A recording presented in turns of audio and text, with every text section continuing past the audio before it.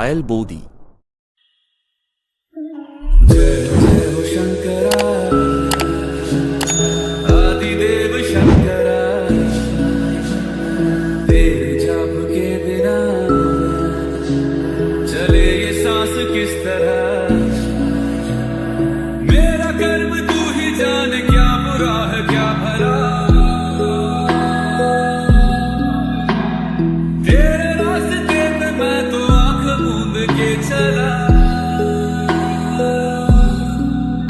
तेरे नाम की जोत ने सारा लिया तमस मेरा।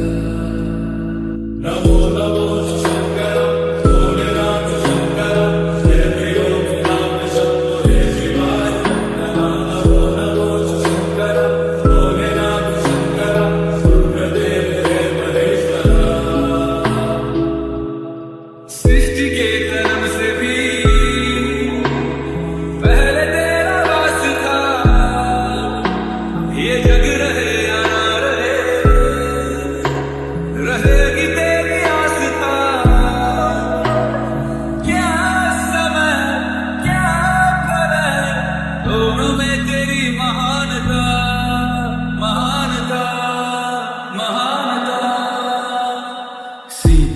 की ओट में मोतिया हो जिस तरह मेरे मन में शंकर तू बसा है उस तरह। হাই বন্ধুরা, কেমন আছো সকলে? ভালো আছো নিশ্চয়, আমিও ভালো আছি। আজকে শিবরাত্রি, সকলেই জানো আর সকলের জানা আছে আজকে শিবরাত্রি। আজকে 8টা পড়েছে, রাত 8টায় দুদিন থাকবে, মানে এমনই তিথির পড়েছে দুদিনের। কেউ আজকেরই করবে, কেউ কালকে করবে। তো আমি আজকে করেছি, সকাল থেকে উপোস আছি। এমনই ঠাকুরের লীলা, উপোস হয়ে আছে। ঠাকুরের কোনো জিনিস আমাকে হাত দেওয়া যাবে না, ওই জন্য আমার ছেলে সব আমি কিনে এনে দিয়েছি, ছেলে সব জোগাড় করছে। দেখো ওইগুলো দেখাচ্ছি, সব ওই জোগাড় করেছে। ফল কাটতে পারে না বাচ্চা ছেলে, তো গোটা গোটা সব প্লেটে সাজানো হয়ে গেছে। ঠাকুরের জন্য বেল ফুলের মালা ফালা সবই কেনা হয়েছে, যা যেরকম পয়সা ছিল সেরকমই কেনা হয়েছে। তোমাদের দাদা এখন বাড়িতে নেই, মানে সংসারের একটু মানে অভাবের জ্বালাতেই বাইরে গেছে। ওই জন্য দুই ছেলেকে নিয়ে আমি পুজোর আয়োজন করেছি। শ্বশুর শাশুড়ি আছে, ওরা বয়স্ক হয়ে গেছে, ওরা দোকানে থাকে। বামুন ঠাকুর চলে এসছে, দেখো ওই মাও এসে গেছে, এসে মাই সব রেডি করে দিল, আর ছেলে রেডি করে দিল। আর ছোটো ছেলে হচ্ছে দুষ্টুমি করেই যাচ্ছে, বামুন ঠাকুরের সাথে মা কথা বলছে। ধূপটা জেলে অন্যায় করেই যাচ্ছে, আমাকে কোনো কাজে হাত দিতে নেই। ওই জন্য আমি দূরে দাঁড়িয়ে দাঁড়িয়ে দেখছি। মানে শিব ঠাকুরকে সাজানো হয়ে গেছে ফুল টুল দিয়ে, আমার মনটাও খুবই খারাপ।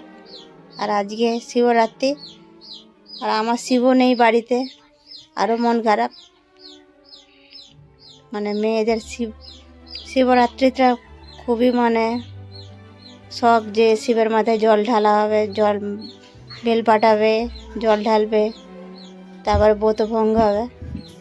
তো এবছর শুকনোই আছে, আমি পুরো উপোস সারা সকাল থেকে নিয়ে উপোস হয়ে আছি। দাদা নেই, দাদা বাড়িতে নেই, দাদা বাইরে গেছে। তো কী করব, ছেলের দিকে নিয়েই ঠাকুরকে সন্তুষ্ট করছি যেটুকুনটা আছে। ঠাকুরকে মশাইকে বলছি যা যা আয়োজন করেছি ওতেই পুজো করে দিন, যা করে আয়োজন করেছি অল্প অল্প। বলে কোনো ব্যাপার না, ঠাকুরকে যা দেবে তাতেই ঠাকুর তুষ্ট হয়ে যান। তুমি একটা নকুলদানা দিলে তুষ্ট হবে, আর ফল দিলেও তুষ্ট হবে, যার যেমন মনে ভক্তি। ফল কাটিনি, ওইটাও ঠাকুরকে বললাম। বলে ঠিক আছে। বাচ্চা ছেলে কী করবে, ওই ছোটো ছেলের ঢাঁই বাজাচ্ছে, মা শাঁখ বাজাচ্ছে। পুজো আরম্ভ হয়ে গেছে, পুজো টুজো করে আবার রান্না করতে হবে। 8টার সময় আসবে বলেছিল, 8:30 বেজে গেছে। মানে আরও পাশে পুজো ছিল আমাদের গ্রামে। তো আজকে খুব পুজো হচ্ছে, বড় পুজো, যাত্রা বাত্রা হবে। তো বাঁধ দিয়ে অনেক লোক যাচ্ছে রাত যাত্রা শুনতে। আর এই ঠাকুরটা হচ্ছে আমাদের অনেক দিন করে ঠাকুর, মানে আমার তখন বিয়ে হয়নি। আমার বাবা কোথায় থেকে এনেছিল, আমার বাবা কোথায় থেকে এনেছিল, কিন্তু উনি এখন নেই ইহ জগতে, আর মাও নেই আমার। ওরাই পুজো করতো ছোটোবেলা থেকে, এই পুজো আমি দেখে আসছি। আর বিয়ের পরে ঠাকুরটা মানে বাড়িতে মা বাবা কেউ নেই, মা বাবা দুজনেই মারা গেছে আমার।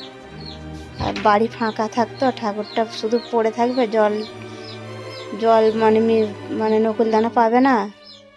তো আমাদের শ্বশুর মশাই বাবা সেখান থেকে নিয়ে এখানে চলে আসছে, যে রোজ একটু বাতাসা একটু জল হলে দেওয়া যাবে।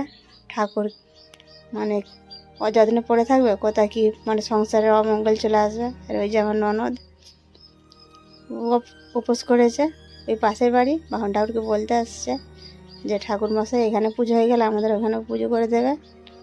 চারটে ঠিক আছে, এখানে এক্ষুনি হয়ে যাবে। এখানে ওই আমার দুই ছেলেই অঞ্জলি দেবে। ঠাকুর মশাই বললো, বড় ছেলে কি শুকনো হয়ে আছে? আমি বললাম, হ্যাঁ শুকনোর মধ্যেই আছে, ভাত খায় না আজকে সারাদিন।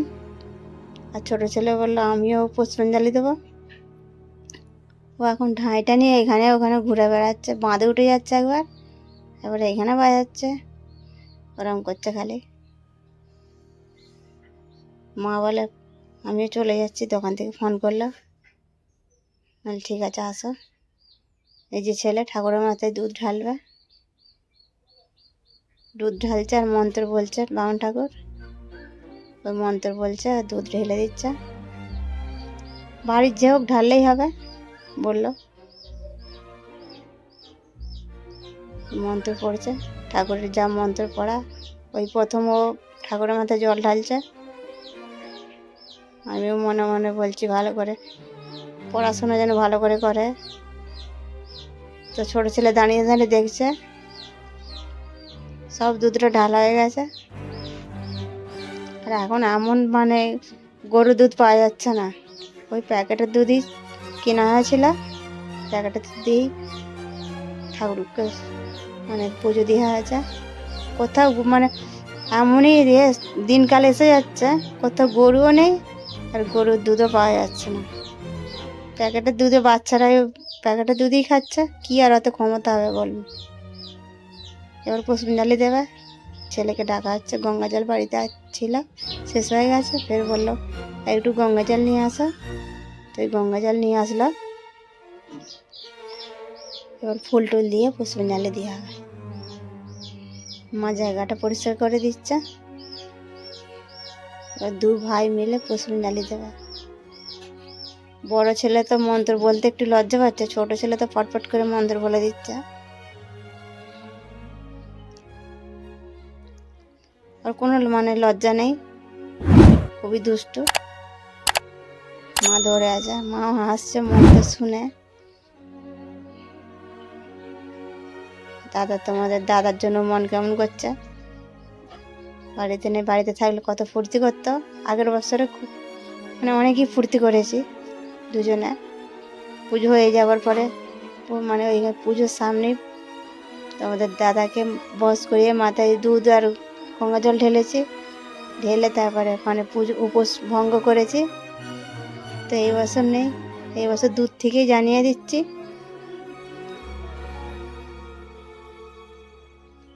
মানে যেই কাজে গেছে ওই কাজে যেন সফল হয়, ঠাকুরকে জানাচ্ছি। এটাই ঠাকুরের কাছে কামনা, যে আমাদের যে ছেলে ছোট ছোট ছেলেকে বাড়িতে রেখে বাইরে গেছে, ওই কাজে যেন সফল হতে পারে। ছেলে মন্ত্র পড়ছে, দেখ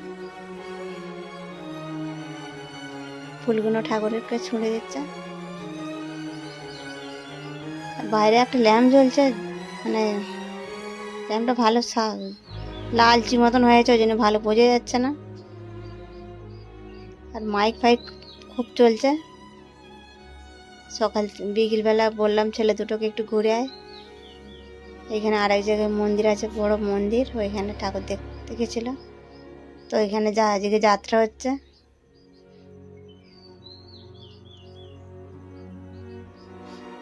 পুষ্পাঞ্জলি দেওয়া হচ্ছে। 3বার করে ফুল দিয়ে দিতে হবে পুষ্পাঞ্জলি। প্রণাম করতে বলছে, শিখিয়ে দিচ্ছে বাচ্চাটাকে।